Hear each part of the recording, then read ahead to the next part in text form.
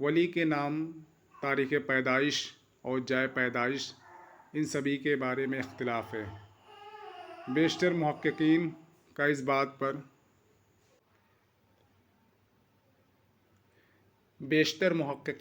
بات پر اتفاق ہے کہ ان کا نام ولی محمد اور تخلص ولی تھا، لقب شمس الدین تھا۔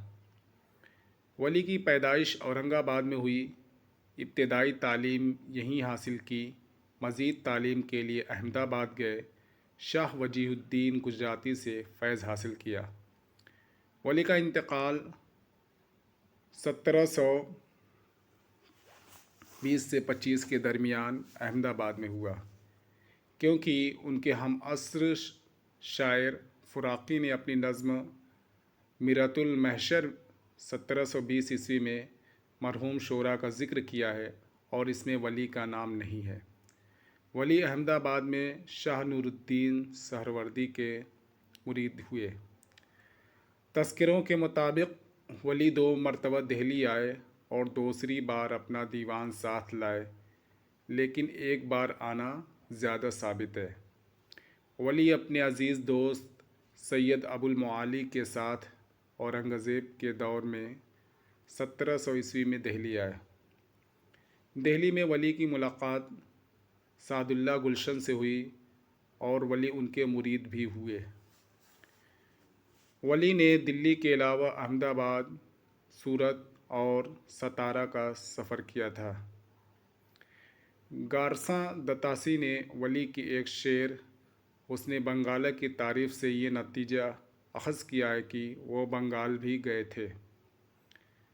سعد اللہ گلشن نے 2 مشورے دیے،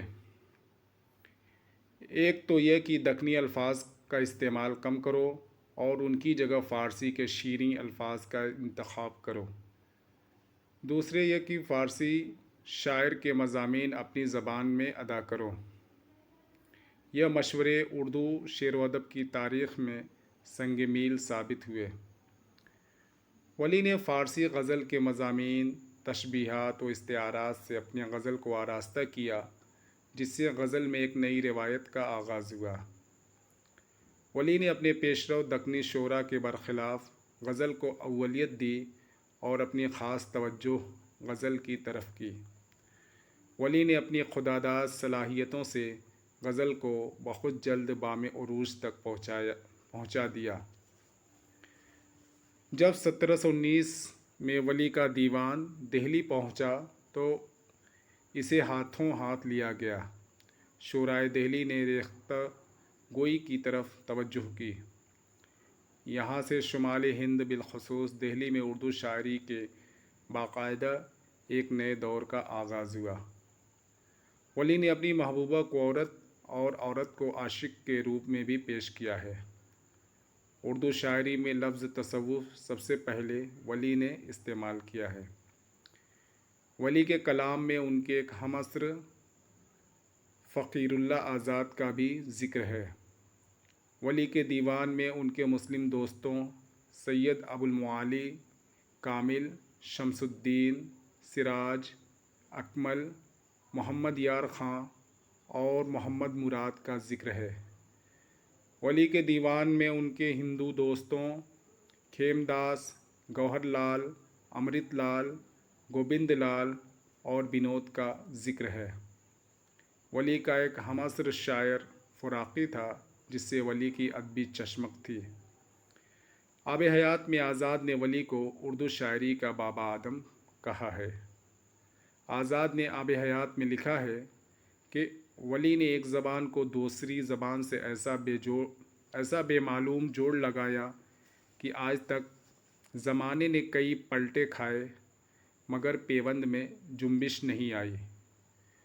ولی کو اردو شاعری کے ساتھ وہی نسبت ہے جو چاصر کو انگریزی کے ساتھ اور رودکی کو فارسی کے ساتھ ہے۔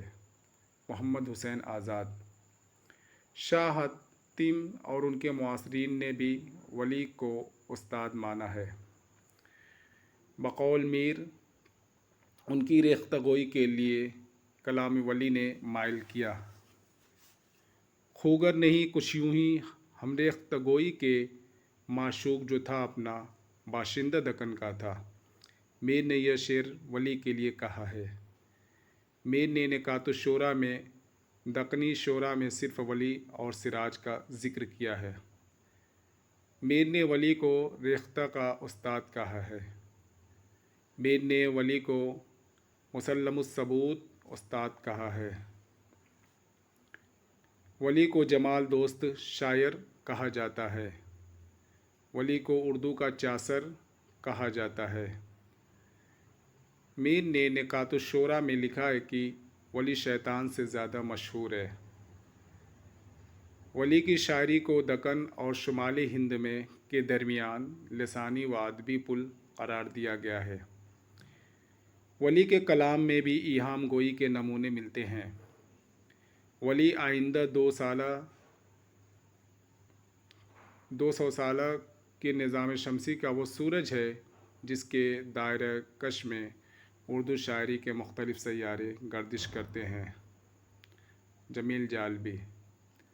عابد علی عابد نے ٹی ایس ایلیٹ کے معیار کے مطابق صرف ولی کو اردو شاعری میں کلاسک کی مثال تسلیم کیا ہے۔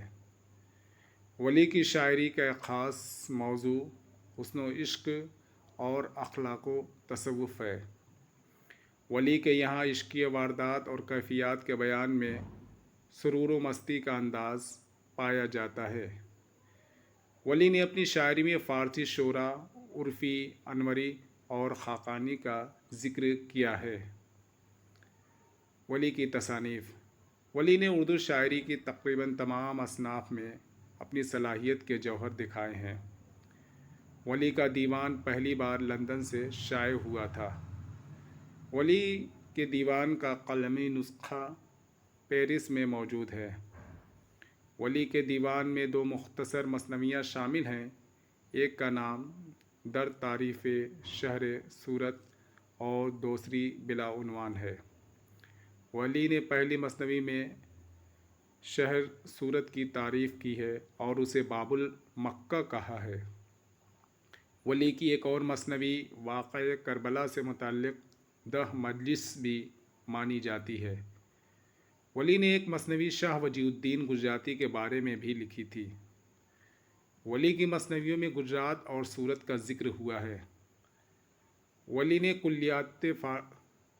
ولی نے فارسی میں ایک رسالہ نور المعرفت ایک مدرسہ کی تاریخ میں لکھا تھا۔ کلیات ولی۔ اسے پہلی بار 1833 میں گارساں دتاسی نے اپنے فرانسیسی زبان میں مقدمہ کے ساتھ پیرس سے شائع کیا تھا۔ دتاسی کے مقدمہ کا اردو ترجمہ یوسف حسین خاں نے کیا تھا۔ حیدر ابراہیم سایانی نے دیوان ولی 1921 کو مرتب کر کے دہلی سے شائع کیا۔ احسن ماہروی نے کلیات ولی مرتب کر کے انجمن ترقی اردو ہند سے 1927 میں شائع کیا۔ نور الحسن ہاشمی نے کلیات ولی مرتب کر کے 1989 میں محمود الہی کے پیش لفظ شائع کیا۔